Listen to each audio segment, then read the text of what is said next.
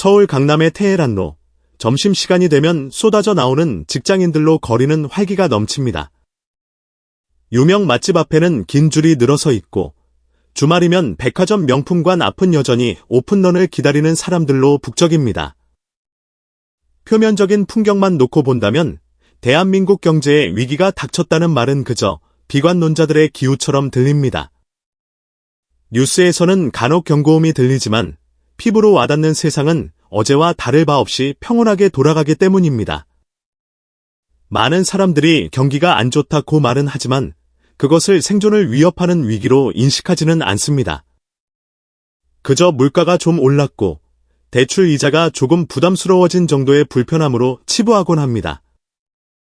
하지만 경제학의 관점에서 이 평온함은 가장 두려운 신호일 수 있습니다. 역사적으로 모든 거대한 경제 붕괴는 가장 완벽해 보이는 평화 속에서 잉태되었습니다.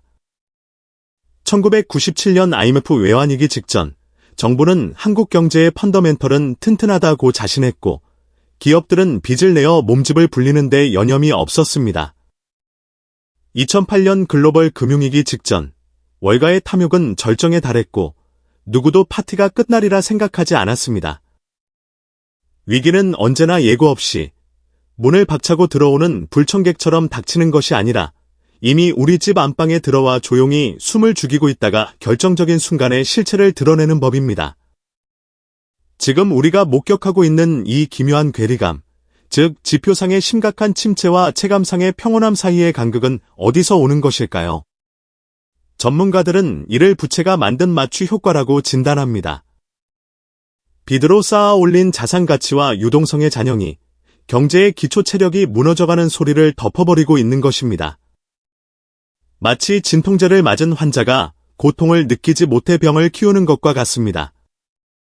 자영업자의 폐업률이 코로나19 팬데믹 시절을 넘어서고 지방 건설사들이 줄도산하며 가계부채가 임계치를 넘어섰음에도 불구하고 서울의 아파트 가격이 유지되는 현상은 바로 이 마취제가 아직 효력을 발휘하고 있다는 증거입니다. 이 다큐멘터리는 그 마취 효과가 사라지는 순간 우리가 마주하게 될 날것의 현실에 대한 이야기입니다.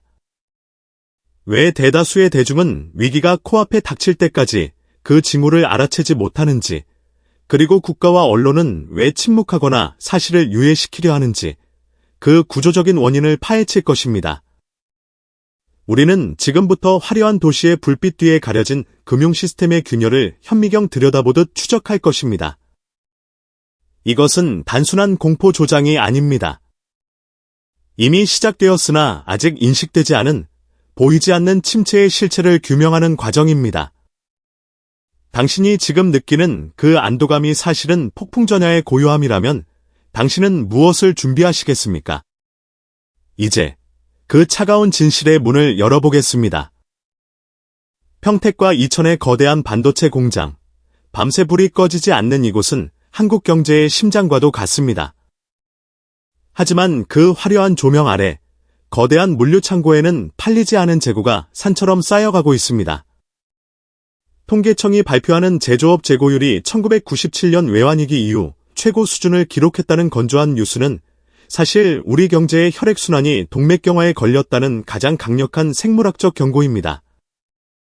기업이 물건을 만들어도 사주는 곳이 없다는 것, 그것은 곧 공장 가동률 저하로 이어지고 이는 필연적으로 신규 채용 동결과 기존 인력 감축이라는 악순환의 방아쇠가 됩니다. 하지만 일반 직장인들이 이 변화를 피부로 느끼기까지는 통상 6개월에서 1년이라는 시차가 존재합니다. 기업은 잉여 현금을 태우며 해고를 마지막 수단으로 미루고 있기 때문입니다. 금융시장 깊은 곳에서 들려오는 파열음은 더욱 은밀하고 치명적입니다. 우량한 신용등급을 가진 기업들조차 회사채를 발행하지 못해 고금리, 단기 사채 시장을 기웃거리는 현상이 목격되고 있습니다. 이른바 돈맥경화입니다. 은행들은 리스크 관리를 이유로 대출 문턱을 높였고 투자자들은 지갑을 닫았습니다. 레고랜드 사태 이후 채권 시장의 신뢰가 무너진 여파는 여전히 현재 진행형입니다. 부동산 PF, 프로젝트 파이낸싱, 대출의 부실 우려는 건설 현장의 타워크레인을 멈춰 세우고 있으며 이는 수많은 하청업체와 인테리어, 이사업체 등 연관 산업 종사자들의 소득 절벽으로 이어지고 있습니다. 겉으로는 멀쩡해 보이는 빌딩 숲 사이로 자금이 돌지 않아 흑자 부도를 걱정하는 기업들의 비명이 소리 없이 퍼지고 있는 것입니다. 가장 밑바닥 경제인 서민들의 가계부를 들여다보면 위기의 징후는 더욱 뚜렷합니다. 카드 대금 연체율과 리볼빙 잔액의 급증은 서민 경제가 이미 한계 상황을 넘어섰음을 보여주는 탄광 속의 카나리아입니다. 특히 2030 청년 세대와 자영업자의 다중채무 연체율 상승 속도는 가히 폭발적입니다. 과거 호황기에는 빚을 내서 자산에 투자했다면 지금은 빚을 내서 생활비를 충당하고 이자를 막는 생계형 대출이 급증하고 있다는 점이 뼈아픈 대목입니다. 아직 대규모 파산이 눈에 띄지 않는 이유는 정부의 대출 만기 연장 조치와 각종 금융지원책이 인공호흡기 역할을 하고 있기 때문입니다. 하지만 인공호흡기는 영원히 달 수 없습니다. 이 뚜렷한 징후들을 무시하고 아직은 버틸만하다고 안도하는 것은 댐에 생긴 미세한 균열을 보고도 아직 물이 터지지 않았다고 자위하는 것과 다를 바 없습니다. 침체는 이미 시작되었습니다. 단지 그 충격파가 당신의 현관문 앞까지 도달하는 데 시간이 걸리고 있을 뿐입니다. 경제학 교과서는 인간을 합리적인 선택을 하는 존재로 가정하지만 현실의 경제는 심리와 착시가 지배하는 거대한 심리극에 가깝습니다. 대다수 대중이 심각한 불황의 징조를 느끼지 못하는 가장 큰 이유는 바로 자산 효과, 웰스 이펙트가 만들어낸 환상 때문입니다. 한국 가계 자산의 70% 이상이 부동산에 묶여있는 독특한 구조는 이 환상을 더욱 공고히 합니다. 집값이 고점에서 조금 내려왔다고는 하나 여전히 몇 년 전보다 높은 수준을 유지하고 있는 호가는 집주인들에게 내 자산은 안전하다는 잘못된 신호를 보냅니다. 실제로는 거래량이 실종되어 팔고 싶어도 팔 수 없는 유동성 함정에 빠져 있음에도 장부상의 평가액만을 믿고 소비를 줄이지 않거나 위기를 과소평가하는 것입니다. 이것은 마치 통장에 찍힌 숫자는 크지만 출금 정지가 걸린 계좌를 바라보며 부자라고 착각하는 것과 같습니다. 또한 인플레이션이 주는 화폐 환상, 머니 일루전 역시 우리의 눈을 가리고 있습니다.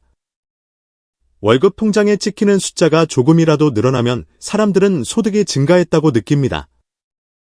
하지만 물가 상승률을 감안한 실질 소득이 마이너스로 돌아선 지는 이미 오래되었습니다. 점심값, 교통비, 관리비가 야금야금 오르는 동안 우리의 구매력은 조용히 증발하고 있습니다.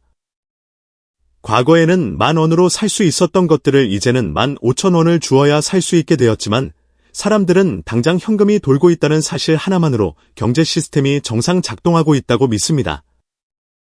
서서히 뜨거워지는 물속의 개구리처럼 구매력의 상실은 너무나 점진적이어서 치명적인 임계점에 도달하기 전까지는 고통을 인지하기 어렵습니다. 무엇보다 경제 충격에는 필연적인 시차, 타임 레그가 존재합니다. 중앙은행이 금리를 올린다고 해서 그 효과가 실물 경제에 즉각 나타나는 것이 아닙니다. 통화 정책의 효과가 시장의 말초 신경까지 전달되는 데는 통상 12개월에서 18개월의 시간이 걸립니다. 우리는 지금 금리 인상의 충격이 본격적으로 기업의 투자 위축과 가계의 이자 부담 폭탄으로 터지기 직전에 폭풍 전야와 같은 고요한 구간을 지나고 있을 뿐입니다. 전문가들은 이를 와일 이 코요테 모멘트라고 부릅니다. 만화 속 코요테가 절벽 끝을 벗어나 허공을 달리고 있지만 아래를 쳐다보기 전까지는 추락하지 않는 순간 말입니다. 지금 우리가 느끼는 평온함은 땅 위에 서 있어서가 아니라 아직 아래를 쳐다보지 않았기 때문에 유지되는 중력의 유예 상태일지도 모릅니다. 그리고 그 시차가 끝나는 순간 중력은 무자비하게 우리를 현실의 바닥으로 끌어내릴 것입니다.